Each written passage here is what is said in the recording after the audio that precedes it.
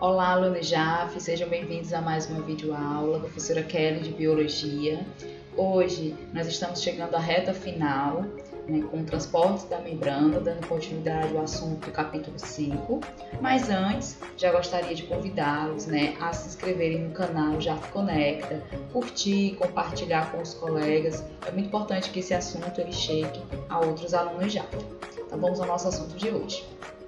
Bom, antes de falar de transportes da membrana, é muito importante a gente relembrar alguns conceitos importantes.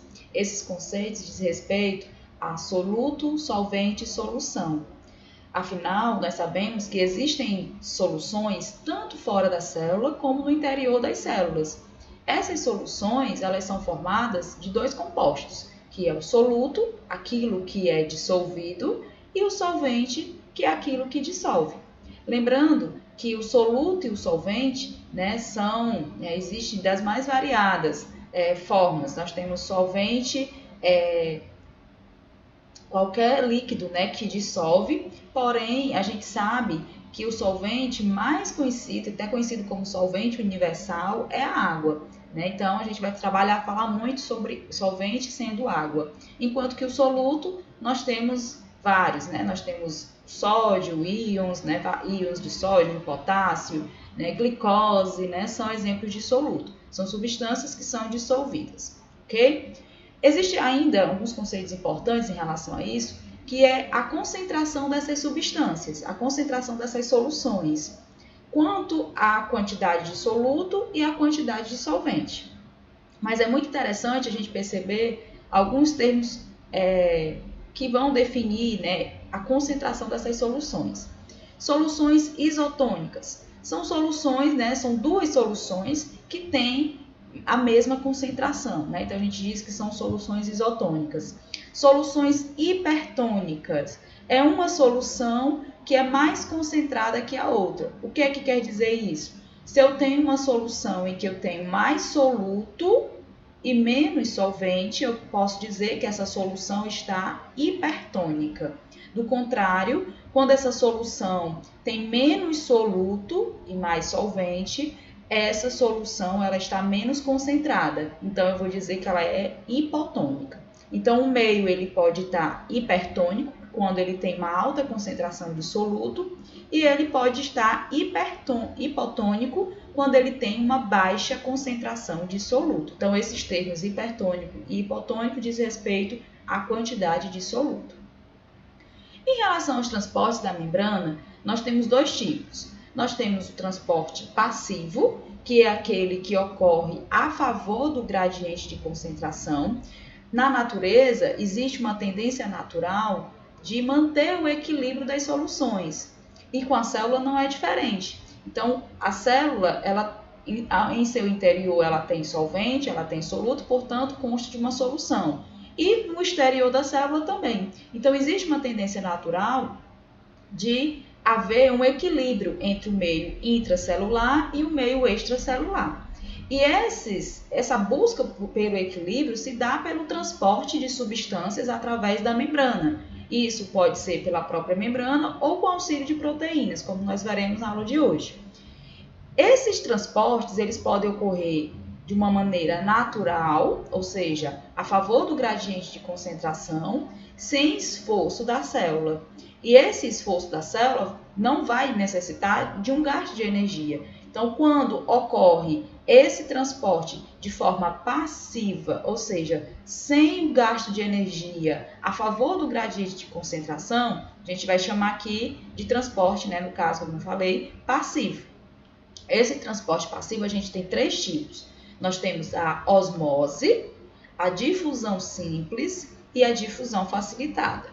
E quando esse transporte de substâncias ocorre de maneira em que ocorre o gasto de energia, a gente tem aí um transporte ativo. E para representar isso, nós temos aqui a bomba de sódio e potássio.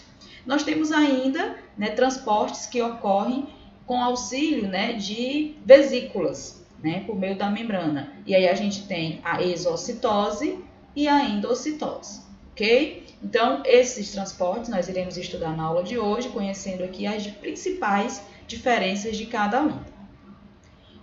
o transporte passivo? Como eu falei, aquele que ocorre sem gasto de energia. O transporte passivo, a gente vai ver aqui o primeiro exemplo, que é a difusão. Nós temos dois tipos de difusão, a difusão simples e a difusão facilitada. Tanto a difusão simples como a difusão facilitada consiste no transporte de soluto por meio, do meio em que tenha uma maior concentração para um meio de menor concentração. Como ocorre isso? Vamos imaginar que a célula em seu interior ela tenha pouco soluto, enquanto que no meio fora da célula tenha muito soluto. Então, existe uma tendência natural desse soluto ir para o local em que tenha menos soluto, ou seja, para o local hipotônico. E aí, o que é que ocorre? Esse transporte ele pode ser tanto através da membrana, como a gente pode observar aqui, através da própria membrana, ou esse transporte de soluto ele pode ser com auxílio de proteínas carreadoras. Então, aqui eu tenho essas proteínas que ajudam no transporte dessas substâncias. Então, quando ocorre o transporte de soluto, certo? Tanto do meio, no caso do meio que está maior concentrado para o meio menor concentrado, esse transporte eu chamo de transporte passivo do tipo difusão. Se essa difusão ocorrer através da própria membrana, ou seja, através dos fosfolipídios, é uma difusão do tipo simples. Normalmente isso ocorre com líquidos, com íons, com gás carbônico, gás oxigênio, que atravessam a membrana livremente. Já no transporte, na difusão facilitada, esse transporte ocorre com auxílio de proteínas, porque são substâncias que não têm afinidade com a membrana. E aí, essas substâncias elas precisam ter um auxílio, e esse auxílio são proteínas que ajudam nesse transporte, porém ambas sem gastos de energia. E aqui nós vamos ver uma animação mostrando a difusão simples, ocorrendo aqui são gases que atravessam a membrana livremente do meio mais concentrado para o meio menos concentrado. Então isso aqui eu tenho como difusão simples porque é o transporte de solutos.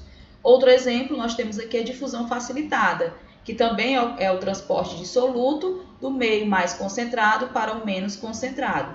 Porém, a diferença é que aqui na difusão facilitada, essa passagem ela não passa pela membrana, ela passa com auxílio de proteínas. E aí está a diferença com essas duas animações. Vamos agora conhecer a osmose. A osmose, diferente das difusões, ela é o transporte de solvente, no caso a água, o principal solvente. Então, como é que ela ocorre? Ela ocorre quando a água ela sai do local de menor concentração de soluto para um local de maior dissolução, a maior concentração. Quando é que a osmose ela ocorre? Quando, por exemplo, eu tenho um local, que pode ser ou no interior da célula ou fora da célula, esteja com alta taxa de concentração de soluto e do outro lado, esse soluto ele não consiga atravessar a membrana. Quando o soluto ele não consegue atravessar a membrana, quem vai fazer esse papel é a água, que é o solvente. E aí a água ela sai do local menos concentrado para tentar dissolver esse meio mais concentrado, como vocês podem observar nessa imagem. Eu tenho aqui esse lado que está altamente concentrado, esse lado que está pouco concentrado, porém o soluto ele não consegue atravessar a membrana. E aí, quando isso não ocorre, a água faz esse papel. Ela atravessa a membrana semipermeável para tentar dissolver o lado que está hipertônico, comparado ao interior. E aqui a gente tem algumas situações que ocorrem quando isso acontece. Dependendo da situação, do meio hipertônico ou hipotônico, pode haver, inclusive, se essa quantidade de água que atravessar a membrana for alta, ela pode até gerar o rompimento da célula, como ocorreu aqui nesse exemplo, na célula animal. E aqui nós temos uma célula normal, em um meio isotônico, ou seja, tanto fora da célula como dentro da célula está em equilíbrio. Aqui nós temos uma situação em que o meio externo, fora da célula, está hipertônico, concentrado. Então, se a célula está inserida num ambiente hipertônico ou concentrado, o que é que acontece? A água que está no interior da célula sai para dissolver o meio e faz com que a célula murche. Nesse caso aqui é o contrário. O meio em que a célula está hipotônico, ou seja, com pouca concentração. Então, existe uma tendência natural da água entrar para dissolver o que está no interior da célula. E com isso pode gerar, inclusive, o rompimento da célula. É muito comum esse exemplo, eu gosto de falar, numa folha de alface. Um experimento bem simples, mas que demonstra bem esse exemplo aqui.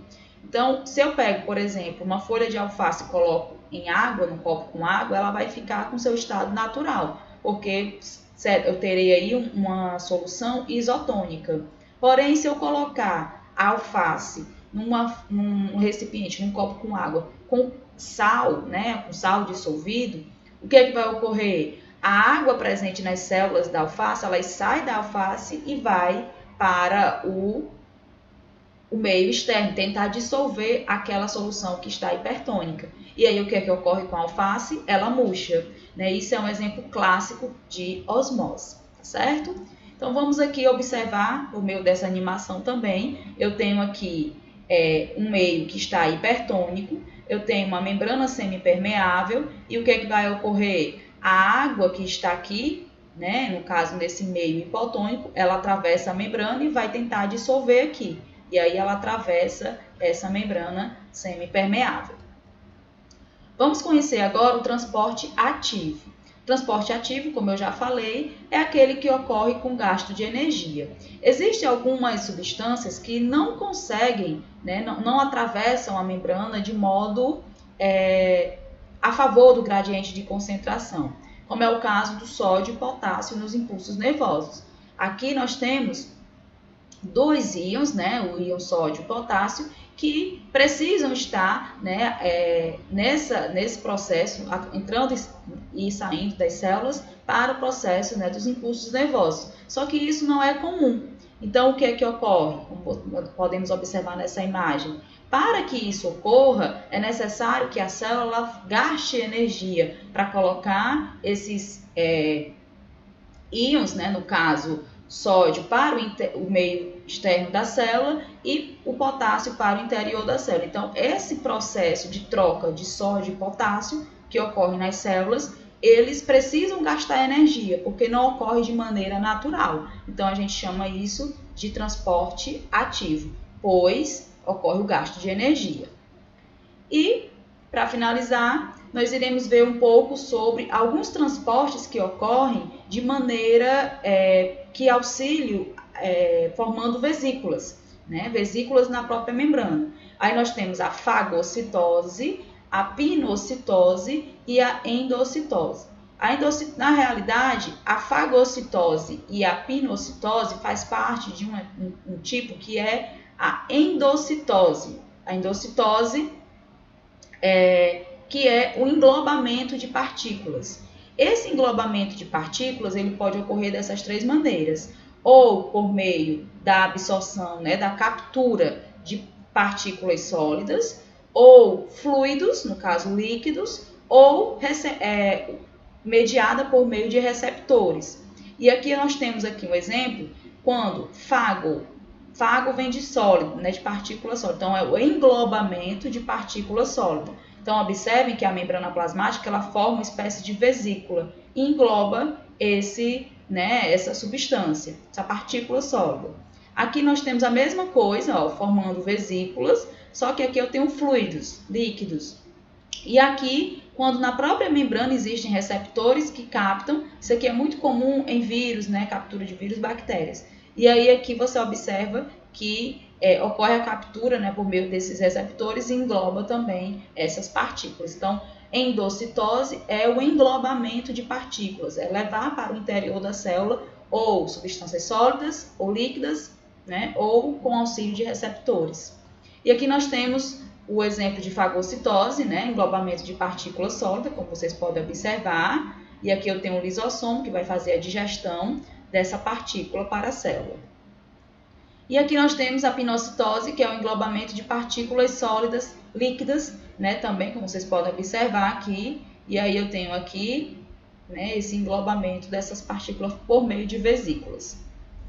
E a exocitose é, no caso, a liberação, né? É levar para o meio externo aquilo que a célula não necessita. Então, isso ocorre quando a célula, por exemplo, quer fazer a liberação de resíduos, né? Isso aí também pode ocorrer por meio de vesículas, como vocês podem observar, e a célula libera as excretas, né? Aquilo que ela não aproveita. Então, endocitose, englobamento para o interior da célula, e exocitose é, no caso, a tirada, né? A retirada, a expulsão de excretas ou de resíduos que a célula não necessita.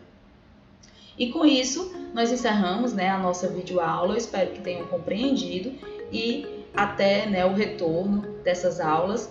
Espero que tenha, né, surtido um grande aprendizado, né, e qualquer dúvida nós estaremos disponíveis nas plataformas, ok? Então, até a nossa próxima aula e boas férias!